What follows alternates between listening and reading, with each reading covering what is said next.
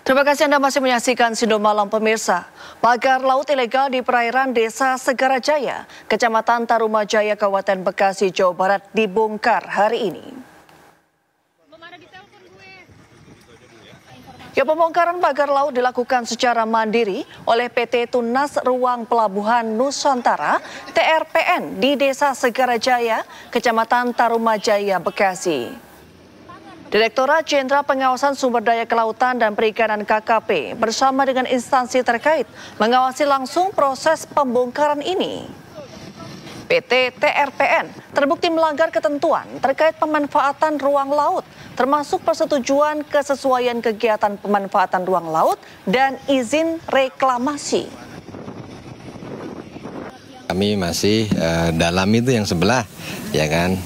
Dan terutama ini yang di wilayah yang mengganggu PLTU, gitu. Kan PLTU protes nih. Nah, karena itu menjadi penyuplai listrik di wilayah DKI, kita harus jaga itu, kalau nggak nanti mati listrik semua DKI, ya kan? Mungkin Pak Kadis bisa menjelaskan terkait dengan Pak Kadis perizinan ataupun tindak ini hari ini. Tapi biar rata. Sedikit Pak Dirjen, ini kan ada yang mengatakan anggota DPR bahwa adanya pagar laut ini merugikan PT PLN begitu karena untuk menyalurkan distribusi ke Jawa, Madura dan Bali, itu apakah benar? Kalau itu kan PL pernyataan PLN. Kami PLN-nya, kalau di kami ini kan PKKPRA-nya. Ketika pengelolaan tersebut tidak ada itu, maka kami turun untuk menertibkan. Itu. Pak Kadis. Pak, sedikit mungkin sanksinya pembongkaran mandiri ini merupakan sanksi administratif juga atau seperti apa? Oh iya. Jadi memang kami diskusi dengan bank, lawyer, menyampaikan Bang, karena bank yang memasang sebaiknya dari pihak perusahaan yang melakukan pembongkaran. Setuju beliau. Karena itu tadi beliau sadar hukum bahwa ini keliru, ya kan, emang harus diperbaiki sendiri. Jadi kami pemerintah Provinsi Jawa Barat tentu mengapresiasi ya apa yang dilakukan oleh TRPN dengan melakukan pembongkaran pagar yang dianggap pagar laut itu secara mandiri. Jadi kan ini memang tidak ditemui ya di daerah lain gitu ya. Itikat baik ini saya rasa perlu kita apresiasi secara positif. Saya rasa itu aja. Ya. Prosedur dulu waktu perizinannya gimana sih Pak sampai muncul? Saya rasa sudah disampaikan oleh Pak lawyer ya tadi bahwa mereka memang mengakui salah, itu kan ada sesuatu yang masih tertinggal. Dan ini kan setelah clear and clean, artinya pembongkaran pagar laut, kemudian juga ada sanksi administrasi yang diberikan kepada TRPN, itu baru boleh mengurus kembali perizinan. Jadi tadi sudah disampaikan kan, jadi segala perizinan baik di laut maupun perizinan lainnya ini akan segera diurus oleh TRPN. Selain 60 hektar dari TRPN, total ada berapa hektar Pak? Kan kalau di Tangerang kemarin 30,16 kilometeran ya Pak ya? Kalau panjang ini sebenarnya memanjang ya, pagar yang disebut pagar laut itu ya, cerucuk bambu itu sekitar 3,3 kilometer aja ya. Jadi itu memanjang sebenarnya. Tapi memang kalau keseluruhan lahan yang dipunyai oleh TRPN ini cukup di atas 200 hektar sebenarnya. Tapi tidak ada kegiatan di tempat lain kan, kecuali yang ada kelihatan sekarang ini aja. Ya, sebelumnya pemirsa, Menteri Agraria dan Tata Ruang Badan Pertanahan Nasional Nusron Wahid meninjau kediaman warga yang namanya dicatut dalam sertifikat pagar laut di Tarumajaya, Kabupaten Bekasi, Jawa Barat. Dalam peninjauan tersebut, Nusron menduga ada oknum pejabat di balik kasus pagar laut.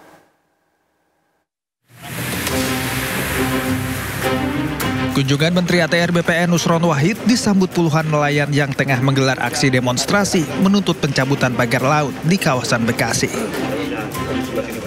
Tercatat HGB pada pagar laut Bekasi sebanyak 346 bidang dengan luas 509.795 hektar. Berdasarkan temuan ATR BPN, 89 bidang tanah PTSL tahun 2021 yang dipindah tidak melalui prosedur pendaftaran tanah. Nusron pun menduga ada manipulasi data saat pemberian sertifikat. Saat ini Pak Dalu Inspektorat Jenderal sedang menginvestigasi. Ada nggak unsur pidana dan motif mens reanya? Kalau salah udah pasti salah ini. Ya kan, kalau salah udah pasti salah. Tapi apakah salahnya maladministrasi atau ada unsur pidananya? kesengajaan. Kalau ada unsur kesengajaan mens rea, maka langkah kami apa? Menteri ATR BPN akan menyerahkan oknum-oknum terlibat dan pemilik ini yang mengklaim ini kepada APH.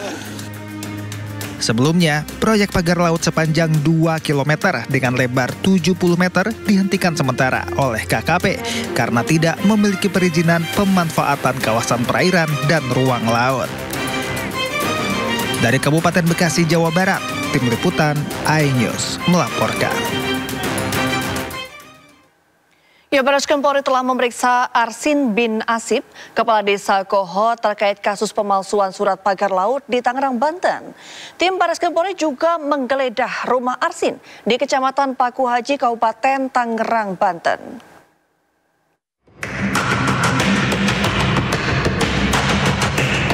Kepala Desa Kohot, Arsin bin Asip, diperiksa Barreskrim Polri setelah sebelumnya sempat mangkir dari pemanggilan polisi.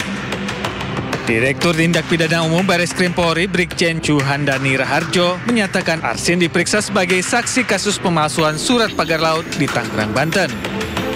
Dari pemeriksaan diketahui modus Arsin dan kawan-kawannya.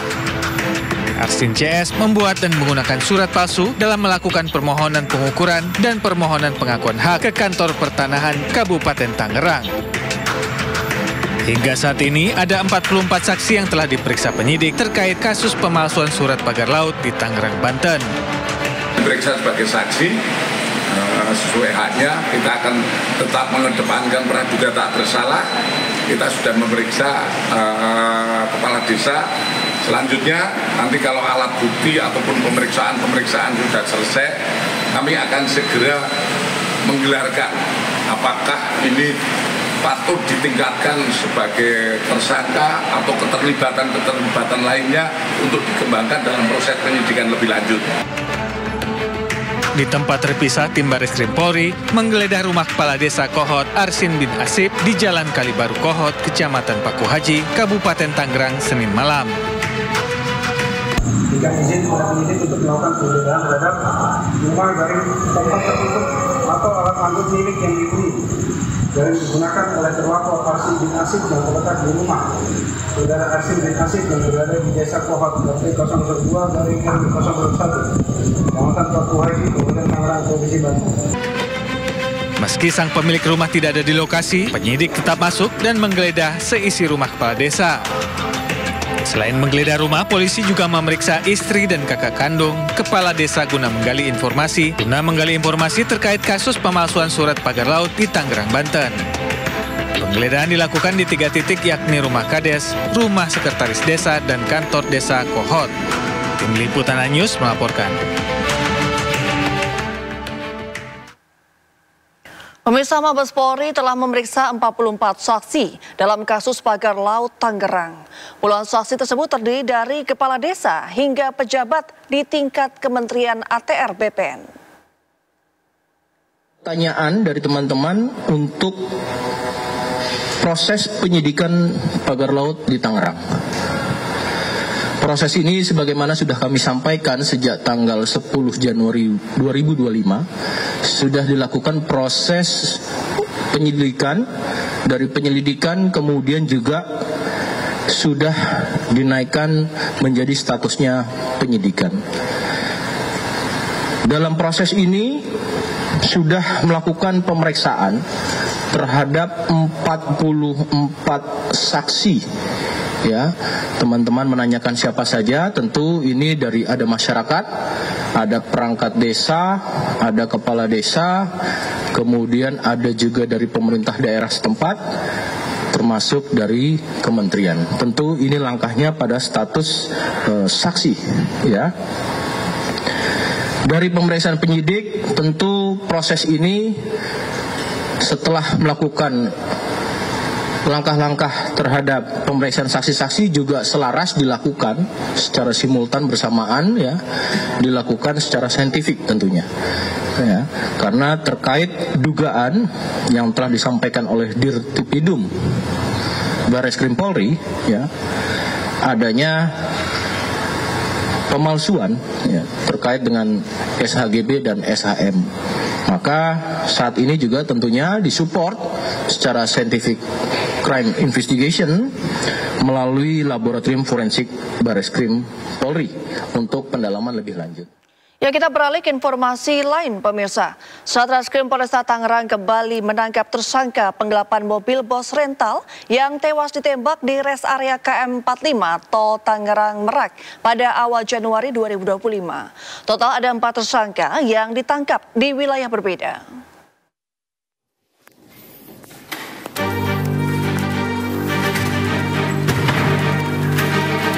Satreskrim Polresta Tangerang menangkap tersangka penggelapan mobil bos rental yang tewas ditembak di res area kilometer 45 Tol Tangerang Merak pada awal Januari 2025.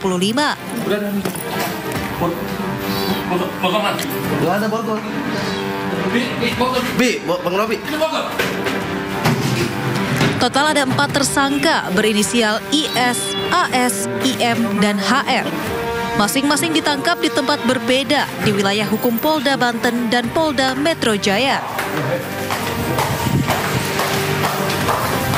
Keempat pelaku ditangkap terkait rangkaian peristiwa dugaan tindak pidana penggelapan 1 unit kendaraan roda 4 jenis sedan. Jadi jumlah 4 orang dari awal sampai proses kami melaksanakan tahapan penyidikan selama 1 bulan. Diamankan di mana Pak Kasat? Untuk saudara AS, kami melakukan upaya pengungkapan di daerah Pandeglang. Lanjut, untuk saudara IS, kami pun juga sama, melakukan pengembangan di daerah Pandeglang. Dan saudara IM, kami lakukan upaya pengungkapan di daerah Tangerang. Dan lanjut lagi kepada saudara HR pun di daerah Kota Serang. Perannya sebagai apa, Pak? Semua di dalam rangkaian dugaan tindak pidana pasal sangkaan 372. Polisi masih memburu 1 pelaku yang masih buron dan kepada para tersangka ditetapkan dengan pasal 378 junto pasal 338. Dari Kabupaten Tangerang, Banten, Aimarani, iNews melaporkan. Sementara pelaku utama penembakan bos rental di res area KM 45 Jakarta Merak, yakni 3 oknum TNI Angkatan Laut, menjalani sidang perdana di Pengadilan Militer 208. 2 dari 3 oknum TNI AL tersebut didakwa pembunuhan berencana.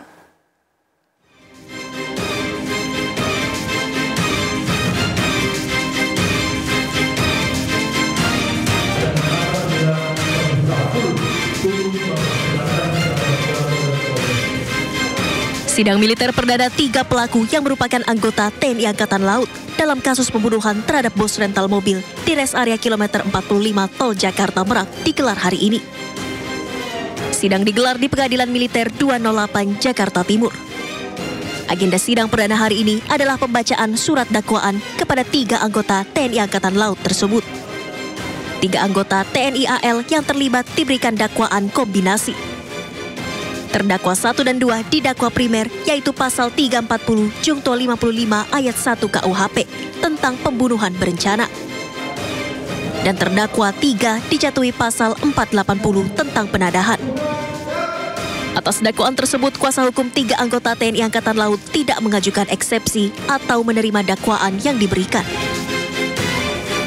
Bahwa atas dakwaan tersebut tadi penasihat hukum terdakwa maupun terdakwa tidak mengajukan eksepsi atau keberatan atas dakwaan auditor militer yang telah disampaikan tadi. Sidang akan dilanjutkan dengan agenda pemeriksaan saksi yang akan digelar pada Selasa 18 Februari 2025 dengan menghadirkan 5 saksi. Dari Jakarta, Jessica Winoto, Leman, iNews melaporkan.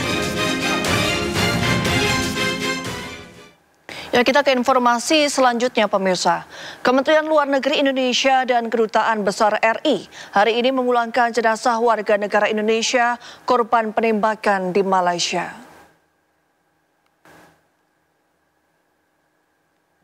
Jenazah WNI korban penembakan VMSM diberangkatkan dari Kuala Lumpur ke rumah duka di Desa Polung, Kabupaten Humbang, Hasundutan, Sumatera Utara. Rencananya jenazah akan tiba di rumah duka pada Rabu dini hari. VMSM merupakan korban kedua yang meninggal imbas penembakan aparat Malaysia. Sementara korban pertama sudah lebih dulu dipulangkan ke Indonesia.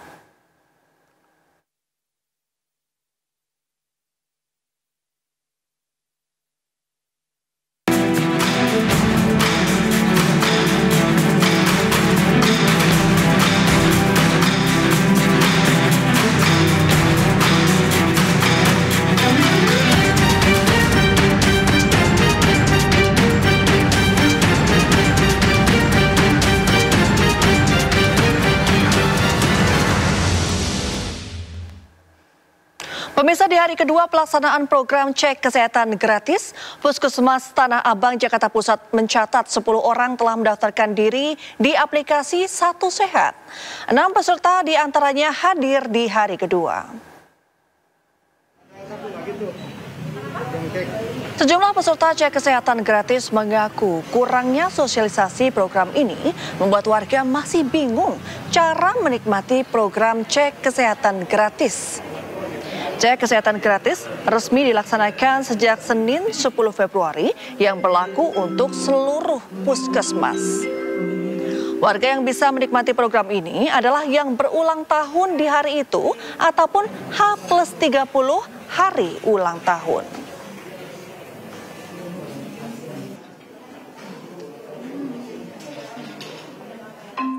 Ya, pemeriksaan kesehatan gratis juga mulai dilaksanakan di Kota Cimahi, Jawa Barat.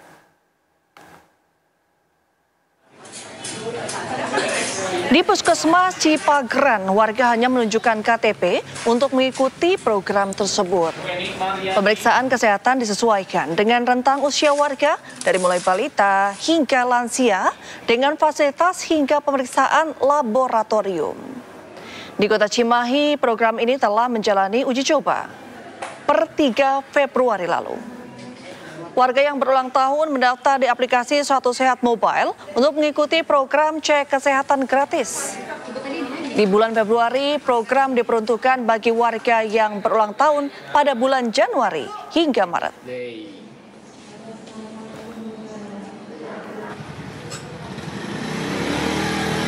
Program cek kesehatan gratis juga digelar di Kota Bandung.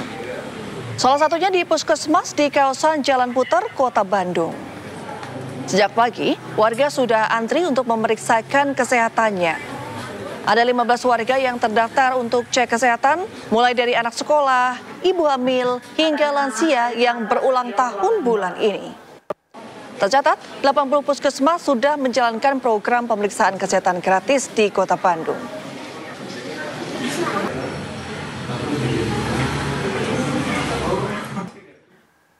Pemirsa, Presiden Prabowo Subianto menyebut ada pihak-pihak yang melawan kebijakan efisiensi anggaran. Prabowo menegaskan keputusan penghematan anggaran merupakan untuk kepentingan masyarakat luas. Presiden Prabowo Subianto menyebut ada pihak-pihak yang melawan kebijakan efisiensi anggaran yang diputuskannya. Padahal keputusan penghematan anggaran untuk kepentingan masyarakat luas, salah satunya untuk program makan bergizi gratis serta memperbaiki sekolah. Menurut Prabowo, efisiensi anggaran dapat memperbaiki 330.000 sekolah yang ada di Indonesia. Pasalnya anggaran untuk perbaikan sekolah hanya cukup untuk memperbaiki 2.000 sekolah. Prabowo meminta kementerian lembaga agar berhemat untuk hal-hal yang tidak perlu. Pasalnya selama ini banyak pihak-pihak yang menggunakan anggaran untuk jalan-jalan ke luar negeri dengan kedok perjalanan dinas. Ada yang melawan saya. Ada. Dalam birokrasi merasa sudah kebal hukum, merasa sudah menjadi raja kecil.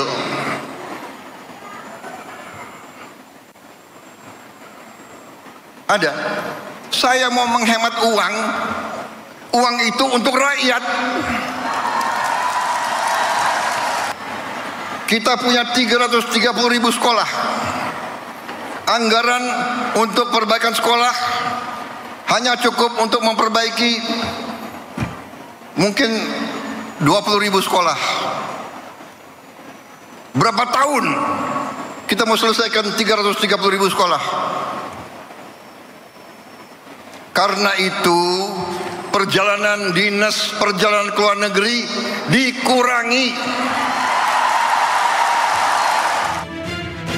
Keputusan pemerintah dalam melakukan efisiensi anggaran itu tertuang dalam Instruksi Presiden Nomor 1 Tahun 2025 tentang efisiensi belanja dalam pelaksanaan APBN dan APBD 2025. Dalam Inpres tersebut, Presiden Prabowo menargetkan total penghematan anggaran negara sebesar 306,69 triliun rupiah yang berasal dari belanja kementerian lembaga sebesar 256,1 triliun rupiah dan 50,59 triliun rupiah dari dana transfer ke daerah.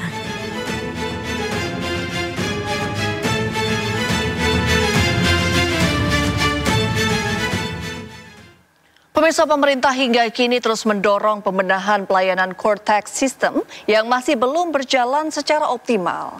Menko Perekonomian Erlangga Hartarto pun meminta agar penerapan core tax system tidak mengganggu penerimaan pajak di awal tahun 2025.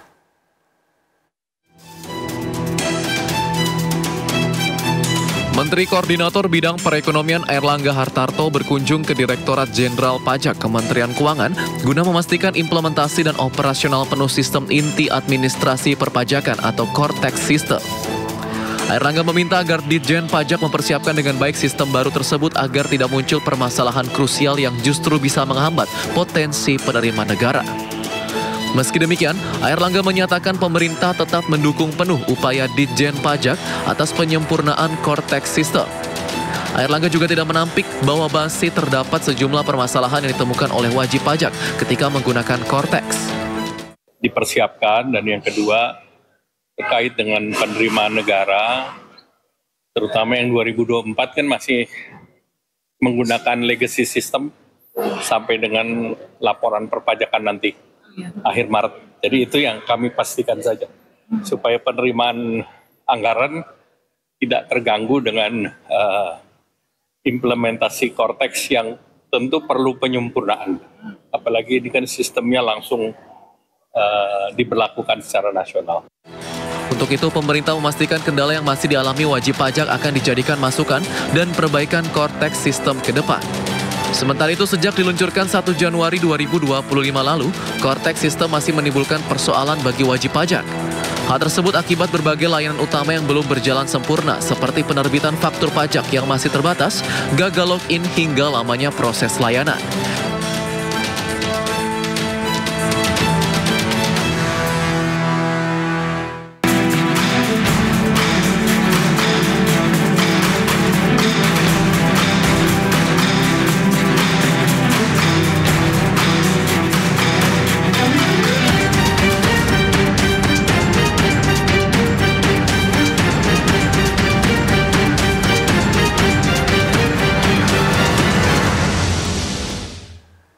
Ya, informasi menarik lainnya kami hadirkan usai jeda. Tetap di Sinu Malam.